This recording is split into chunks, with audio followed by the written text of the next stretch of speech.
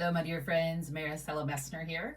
And I'm taking some time to just record some trainings. It's important that I just share some of the insight that I've had in the 10 plus years of being a woman entrepreneur. And I'm really excited for this opportunity to just give you some nuggets and hopefully encourage you and help you in your growth journey as you're building your business, as you're connecting with clients, doing just all the amazing things that you love to do. And at the same time, really just having a work-life balance. I think for me, that's probably one of the biggest things that I've had as I've managed a business, owned a business, worked with business owners. It's important not only to go after your goals and get what's important to you, but then also maintain a sensible work-life balance. And we can talk about that later, but it's important that we try to do both because I think for me specifically, it's rewarding to have a business, right? It's rewarding to have a purpose outside of being a mom, being a wife, being a community contributor.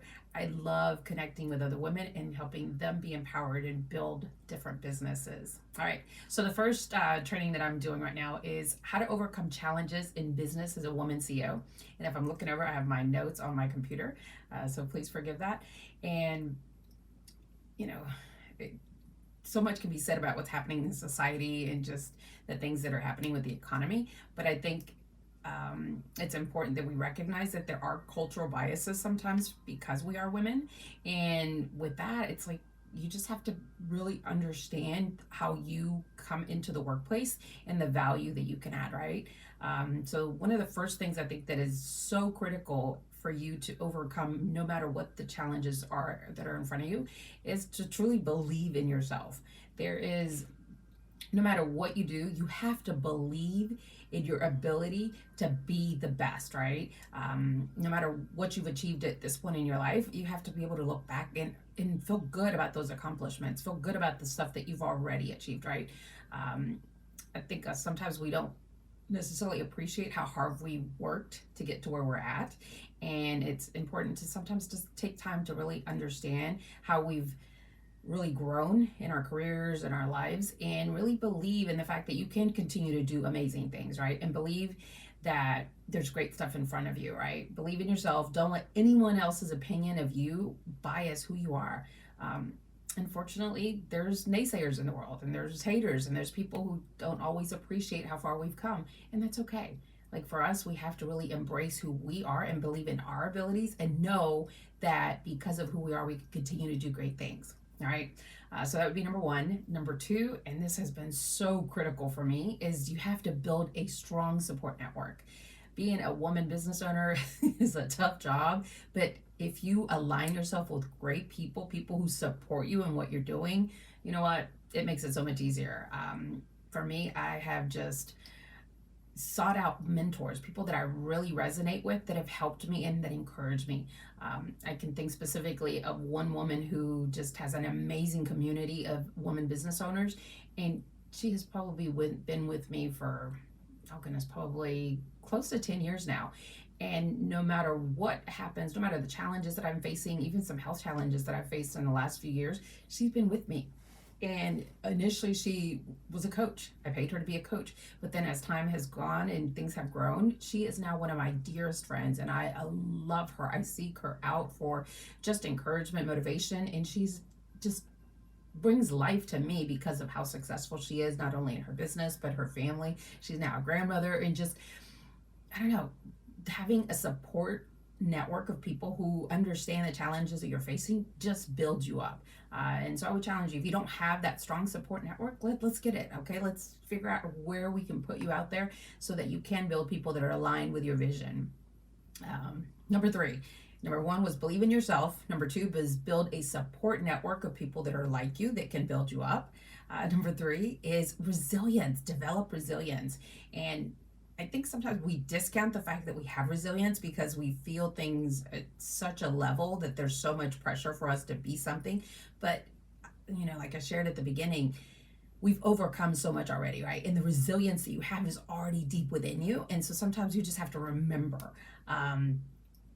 think through all the challenges that you've already overcome, right? All the things that, whether it's college or children or anything, you've already overcome a great deal. And so it's important that you understand that resilience is part of those really amazing things that you already have deep within you that's going to allow you to continue to grow and do great things. All right. And like, I can't say enough about resilience. If I wrote my first book, it would probably be all around resilience, because I know that as a woman, it's important for us to understand how quickly we bounce back, and how important it is that we depend on our ability to get things done. All right, number 4, overcoming challenges, right? For me, and this has been a very big one, it's communicating effectively. And I find this all the time. We tend to say things, or we think about things, but in reality, are we communicating effectively? Do people come back to us sometimes and say, well, wait, what did you say? Or what was it that you needed me to do? And so really think through, when you communicate, are you communicating effectively? And it can be simple things like validating, okay, so I gave you this task. What exactly was it that you understood that I needed you to do with this task? And so as a business owner, it's important that you manage your communications in such a way that they're simple, so that people can truly understand, okay, what is it that I need to be doing? And do they understand what you're looking to gain from that task or whatever, assignment was given? And so just really take the time to be confident and be assertive in how you communicate. And it's okay to validate, okay, what is it that you understood that I shared? And so that people can come back to you. And then when you seek, in terms of feedback or things that they've done, they understand what it was in reality that you wanted people to do. So just think through your communications. And sometimes if you find yourself frustrated because people are coming back to you and you're like, wait, I know I told them. Okay, let's figure out what their communication style. Maybe they need to write it down. Maybe they need a sticky. Maybe they need an email. Maybe they need something to remind them what it was that you were looking for. And then even for yourself, put it on your follow-up list, right? So how do I follow up with them to make sure that they understood what I was looking for? And then check in periodically, right? Don't wait till it's due in a week. Check in midweek just to make sure that the progress is there and that they're doing things the way that you want as a business owner. Because I think that's very, very important. Your time is precious, and it's important that your communications are effective so that people can truly do what you need them to do, and that ultimately you gain the results that you're looking for. All right. So that was number 4. And this ties into communication a little bit. I think through diversity, right? And I shared a little bit about different ways that you can communicate with people, but understand how people are different and be able to embrace that, even though for you, and I struggle with this a lot because I'm a type A driven personality, and a lot of times the people that are around me are a little bit different. And so I expect things to be a certain way, and I'm looking for them to be like, and then in reality, it's like, no, hold on, their style is significantly different. So I have to embrace them right where they are, and then be able to bring myself to a place where we're connecting. And so I understand them, and I'm not trying to make them be like I am. And so I'm understanding them as an individual. I embrace their diversity, the way they see things. Things don't always have to be done my way. At the end of the day, if we get to the right result, that's what matters, right? And so really embrace people from different walks of life, and understand that things are going to be done differently sometimes. And as long as we get the same results, that's the important part. All right. Number 6, being strategic. Oh, I love this word.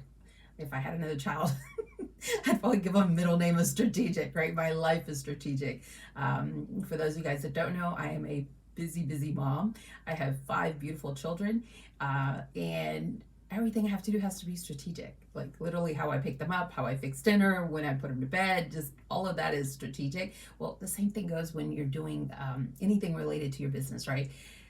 Be specific about the goals that you're going after, and then be able to look at them and understand, okay, what is it that I'm trying to accomplish? And we'll talk about this later in another training, but think through, are you doing things because it's busy work, or is it really going to yield the results that I'm looking for? And that's a really big one for me, because I've tried very hard to get rid of busy work and only do the things that are going to bring me the greatest result. Some of you guys may have heard this, the 80-20 rule, the Pareto principle. Typically, you're only getting the best result from that 20% of the work that you're doing. So a lot of that stuff that you're doing out there that you think is going to bring the results, it's not. So 80% of stuff that you're doing isn't going to bring you the result. It's that small 20% that's important, that's ultimately going to lift that performance that you're looking for. How you're spending your time, the initiatives that are in front of you. Those are the things that you need to look at and see, how do I become more strategic in how I set my goals? Do I truly have a plan? Too many times we have 10 items on the to-do list. Well, daily, we could typically only get 1 or 2, max 3 done, because that's our capacity. And then we lose interest, or we start spinning our wheels and doing things that probably aren't going to add value. All right, that was number 6, being strategic. And number 7, this is my favorite. And I have personally had tremendous growth in this area. So if you're struggling with this, please, don't hesitate to reach out. It's taking care of yourself. You may not know, but I've been going through a healing journey in these last few years, and it's been challenging, right? And I've had to choose to take care of myself, because I know if I can take care of my health, that I'm going to be here long term for my children. And that's hard to do sometimes. I was used to being in a corporate career for 15 years, owning a restaurant for almost 5 years, and just working nonstop. And then I was burnt out all the time. And so then ultimately it affected my health. And now I've had to do things differently and really prioritize what's important, because ultimately my health is what's critical, right? If I don't take care of my health, I'm not going to have the energy to give to my clients. I'm not going to have energy to give to my children, to do the things that are important. And so I really challenge you, as CEO of your company, founder, whatever your role is at this point, really think through, am I doing the things that are important? Am I taking care of my physical, my mental health, my spiritual health? All those things we may feel like we don't have the time and energy for, but if we don't make that time, guess what? When you're not well, you can't contribute and help other people the way you want to, right? So remember, as a healthy CEO, you're going to be better equipped to serve those that need you the most. And it's important that you just take the time, make the time in your calendar. Book some time for prayer, meditation, whatever's important to you that brings you back to that wholeness, so that you can be the best to everybody else. All right. Just keep in mind, by following some of these tips, you can overcome many of the challenges that women CEO face, and you can just be the best version of yourself. All right, so let me go back and review those quickly for you.